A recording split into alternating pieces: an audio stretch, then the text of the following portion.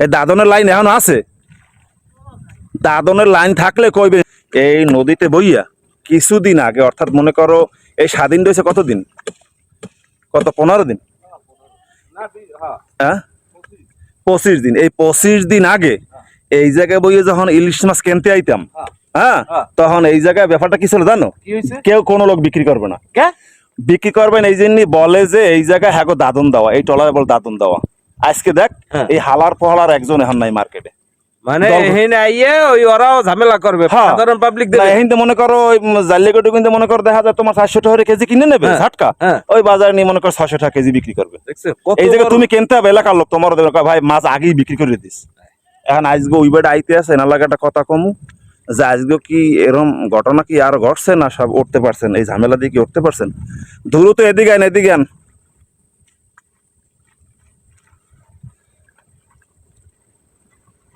আমের কি বর্ষি না জাল, মাছ টাছ পাইছেন? শাড়ি পাইছেন মূলত হইছে, আবার মনে করেন দেখা গেল কুদ দেওয়া লাগবে নি, আবার ওই কইবেন নি দাদন দিয়ে দেওয়া গো মাছ দেওয়া যাইবে না। হয় এই দাদনের লাইন এখন আছে, দাদনের লাইন থাকলে কইবেন সেটাই তুমি একবারে। যদি কেউ দাদনের কথা কই মাছ না বেছে, বুঝছেন? কই দেখি কি মাছ পাইছেন?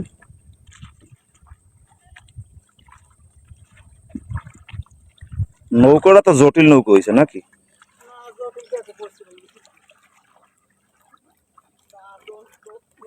এই জায়গায় মাছ কিনতে পারি দুঃখজনক। আইলে কইতে কি কয় যে মাছ দাদন দেওয়া, বুঝছেন, বিক্রি করতে পারবো না।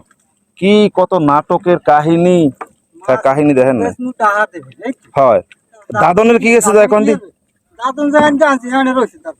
তা সেইদিনে কি এই জায়গায় গাংপাড়া আইকিলে, গাংপাড়া আইলে মাসে মাছ মাছ কিনবে না, না কথা কইন? এগুলো একটা ফালতু কাহিনী মাহিনী করে মানুষে মাইনি। ও মা ফার্স্ট ক্লাস মাছ তো, ও তো ওই চিংড়ি, এই চিংড়ি মাছ না, এটা জাগান ওইটারে, ওই জায়গাতে পানি গেছে ওইটা জাগান। তা এত আর খাওয়ার মতো না, না খাওয়ার মতো। তা কেজি হিসেবে বিক্রি করেন? কিরম কেজি বিক্রি করেন? পার কেজি? তা সেই হিসেবে কিন্তু দাম বেশি চায় না, যেহেতু শলা চিংড়ি মাছ তো কেজি খানে কবে, তাইলে অত হইবে না কিছু। আপনার কি খাওয়াইতে পারি কন? হয় খাইবেন কি কন? এখন পান খাওয়াইবেন, দেন তাই দেন এখন পান খাই। নদীর পাড়ে আইসা খান পান খাওয়া কিন্তু অনেক ভাগ্যের ব্যাপার। আর এই পান খান উনি দেখেছে কিন্তু আমার খুব ভালোবাসি, ঠিক আছে, যে নদীর পাড়ে এখন পান খামু, আর এই পানটা মনে করো একটা মজা লাগবে অন্যরকম, সাথে যদি মনে করো অন্য কিছু থাকে নাকি টোটাল, সাথে তো আপনার পুরো দিনই তো বরবাদ হয়ে গেছে।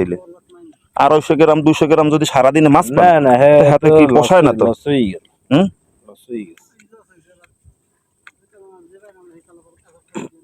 এই ওটা ভাগ্য, ভাগ্য।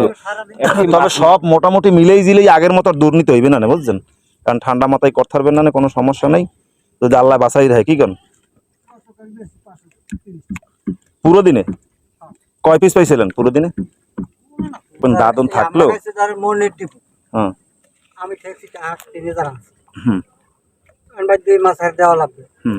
আমি অবরোধের কারণে জঙ্গলে 5টা সব বন্ধ, এই জন্য মাছ না কিনে না আমি পাই এদিকে।